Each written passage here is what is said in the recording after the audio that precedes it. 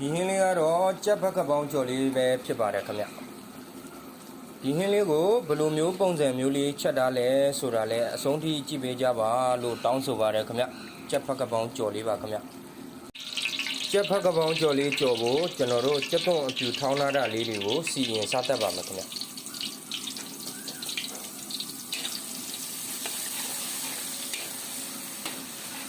ဒီပိုင်းထဲမှာပဲကျွန်တော်တို့ညှက်ထားတဲ့ငရုတ်သီးအနီတောက်လေးတွေပါတခါတည်းစီတက်လိုက်ပါမယ်ခင်ဗျာစီတက်လို့ဒီအနေထားလေးရောက်လာပြီဆိုတော့ကျွန်တော်တို့စားနနွင်ငရုတ်ကောင်းတဲ့အရသာမုတ်တွေနဲ့ကျွန်တော်တို့နိုင်ဝက်လောက်နှက်ထားတဲ့အသေးသေးလေးတွေတုံးပြီးတော့နိုင်ဝက်လောက်နှက်ထားတဲ့ကြက်သားလေးတွေကိုစားထည့်ပါမယ်ခင်ဗျာဒါလေးကိုတမနေအောင်မှွေလိုက်ပါဦးမယ်ခင်ဗျာတမနေအောင်မှွေပြီးတဲ့ဒီအနေထားလေးကိုကျွန်တော်တို့ခရုစီလေးထပ်ထည့်ပါမယ်ခင်ဗျ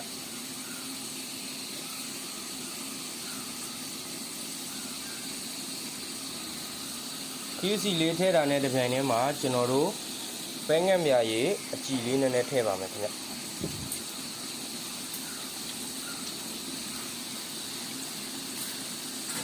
ပဲငက်မြာရည်အကြည်ထည့်ပြီးတာနဲ့တစ်ပြိုင်တည်းမှာကျွန်တော်တို့ပဲငက်မြာရည်အနောက်လေးပါထပ်ထည့်ပါမယ်ခင်ဗျ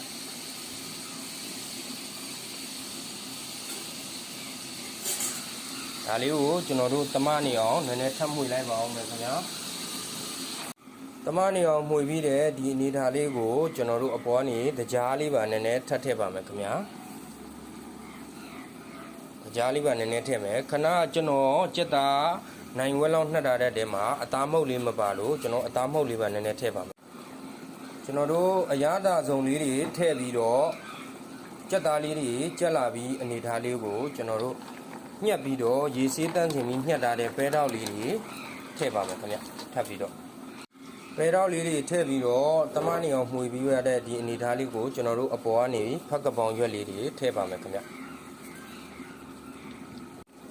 ဖက်ကပောင်ရွက်လေးတွေထည့်ပြီးတော့တမနေအောင်မှွေပြီးတော့ကျွန်တော်အဖုံးအုပ်ပြီးတော့3မိနစ်လောက်တည်ပြီးတဲ့နောက်ပိုင်းမှာတော့ကြက်ဖက်ကပောင်လေးကတော့ကြက်ပါပြီခင်ဗျ